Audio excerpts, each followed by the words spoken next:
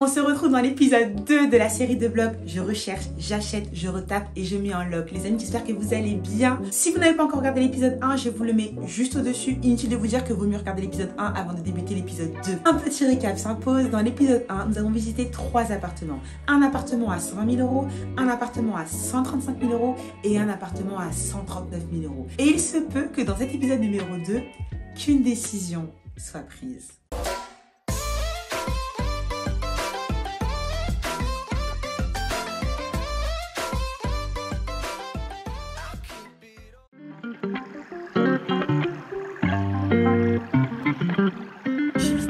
Appartement, là je suis sur Mantes-la-Jolie, Mantes-la-Ville, décidément ce matin. Rendez-vous à 9 h, il est 8 h 50. Quand on fait une visite en immobilier, arriver en avance afin de pouvoir un petit peu regarder le quartier et surtout montrer notre motivation à acheter. Quelqu'un qui arrive en avance, c'est quelqu'un qui est déterminé. Je suis très heureux de vous partager tout ça. 35 mètres carrés, un T2 avec pas mal de travaux. C'est parti, je vous emmène avec moi pour la visite avec l'agent immobilier.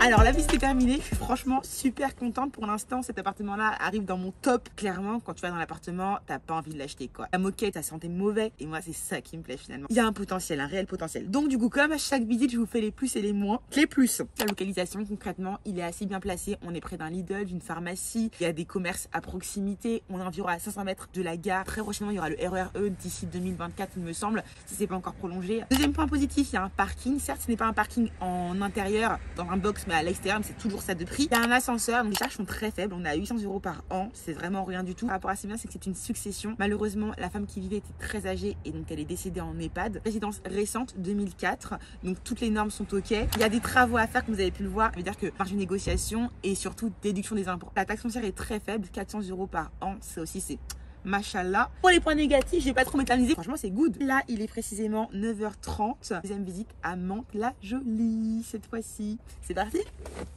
Rue Belfort, tout près de la gare de Mantes-la-Jolie, donc environ à 3 minutes à pied. On peut la voir juste ici. Là, je vais visiter un appartement qui est vendu, loué. Donc, je ne sais pas s'il est loué nu ou s'il est loué meublé. Ma stratégie en immobilier, c'est de louer meublé pour la fiscalité. Je pense que c'est l'immeuble qui est ici.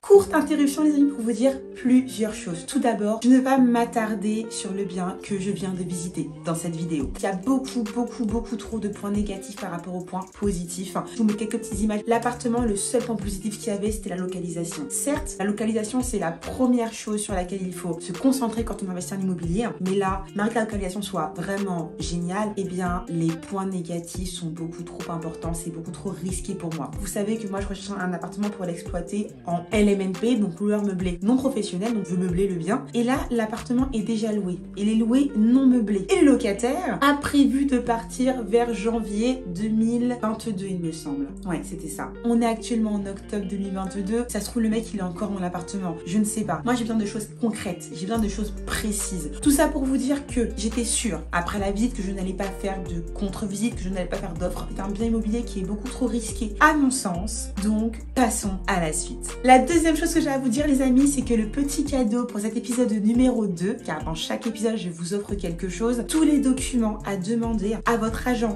immobilier pour compléter votre dossier de recherche de biens immobiliers. Il y a pas mal de documents que vous pouvez demander qui vous permettent en fait de vérifier que le bien est bien dans les normes et aussi de contrôler les dires de votre agent immobilier. Pour obtenir ce petit cadeau les amis, je vous laisse aller dans la description de cette vidéo, vous allez retrouver un petit lien, vous cliquez dessus et vous recevez tout ce qu'il faut que vous sachiez immédiatement. C'est cadeau. Dernière chose avant de vous laisser avec la suite de la vidéo les amis, c'est une chose que je vais vous rabâcher à chaque vidéo parce que ça vous prend très peu de temps et ça m'aide énormément. Si vous aimez le contenu de cette vidéo, pensez à mettre un petit pouce en l'air, à vous abonner si ce n'est pas déjà fait et à activer la cloche pour ne rater aucune des vidéos car une nouvelle vidéo sort chaque semaine. J'essaye du moins chaque semaine. Je déteste le mot essayer. Pour moi si on n'essaye pas, on fait. On va essayer, non on va pas essayer, on va le faire. On va aller tout droit, une vidéo tous les dimanches pour que vous puissiez avoir le plus d'informations pour investir vous aussi si vous souhaitez le faire. Petit like, abonnez-vous, activez la cloche et pourquoi pas me mettre un petit commentaire pour me dire, d'après vous,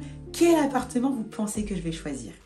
Je suis un peu en speed là parce qu'il est 10 h 20 et mon prochain rendez-vous est à 10 h 30 dans 10 minutes. Du coup, let's go, je fonce à Orly. J'ai grave le seum, j'avais rendez-vous devant l'appartement. En fait, à la base, il m'avait dit rendez-vous à Orpi. Allez, c'est parti, je recommence à courir. A tout de suite.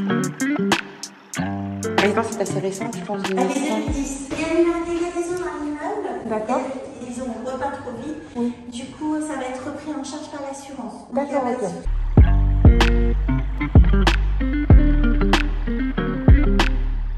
Là, c'est la 6e visite que j'ai faite. Point positif, lumineux avec petit jardin, ce qui n'est vraiment pas négligeable avec ce confinement qu'on a tous subi. Autre point positif, c'est qu'il y a une place de parking en extérieur. C'est vraiment pas négligeable. C'est un immeuble assez récent, 2010. Tout est aux normes. Il y a pas mal d'immobilier qui reste, comme la machine à laver, le frigo. Donc, c'est toujours un coût en moins pour moi, puisque je veux louer meublé, comme je vous l'ai expliqué. Maintenant, parlons des points négatifs. Ce qu'il faut savoir, c'est que ce bien, c'était un Pinel. Qui dit Pinel dit que du coup, ils veulent quand même faire une petite plus-value. Ils veulent pas perdre de l'argent sur ce qu'ils ont déjà investi en Pinel. Ce qui veut dire que du coup, si l'appartement, ils l'ont acheté à 130 000 €, ils voudront le vendre à 130 000 €, voire 135 000 €. Ce qui veut dire que ma marge de négociation, elle est vraiment très faible, voire impossible.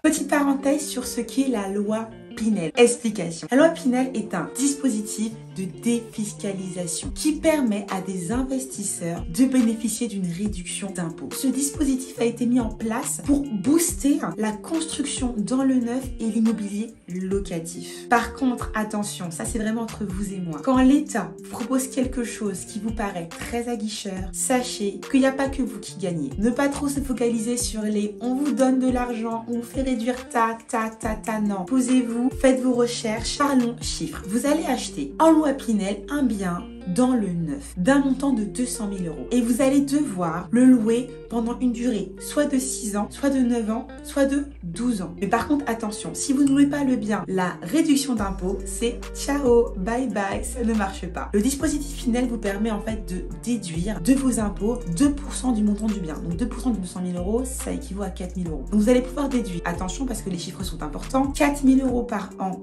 pendant 9 ans et 2 000 € par an de 9 ans à 12 ans, donc les 3 dernières années. C'est plutôt intéressant. Par contre, le dispositif Pinel a quelques désavantages. Le premier déjà, c'est que les loyers sont plafonnés. Quand on investit en immobilier, généralement, ce qu'on va faire, c'est du cash flow. On va acheter un bien, on aura un crédit immobilier et l'objectif, c'est que le montant du loyer soit largement supérieur au montant du crédit. Sauf qu'avec le dispositif Pinel, c'est très rare de faire du cash flow. On vous demande très souvent de faire un effort d'épargne. C'est-à-dire que le montant du loyer ne vous permettra pas de rembourser le crédit. Vous allez devoir rajouter de l'argent tous les mois. C'est ça qui m'embête. Avant de partir sur du Pinel, vraiment posez les chiffres. Vérifiez qu'en fait la réduction d'impôt sera supérieure à ce que vous allez devoir dépenser. En Pinel, vous allez acheter un appartement neuf qui sera très souvent plus cher que le marché immobilier. Et ça veut dire qu'après 6 ans, si vous voulez le revendre parce que vous avez assez bénéficié de réduction d'impôt, eh bien il est fort probable que vous fassiez une moins-value. C'est-à-dire que vous vendiez le bien moins cher que ce que vous avez acheté. Parce que souvent quand on achète dans le neuf, on achète très souvent plus cher que le marché. La petite parenthèse sur le Pinel est terminée. Je vous laisse avec la suite de la vidéo.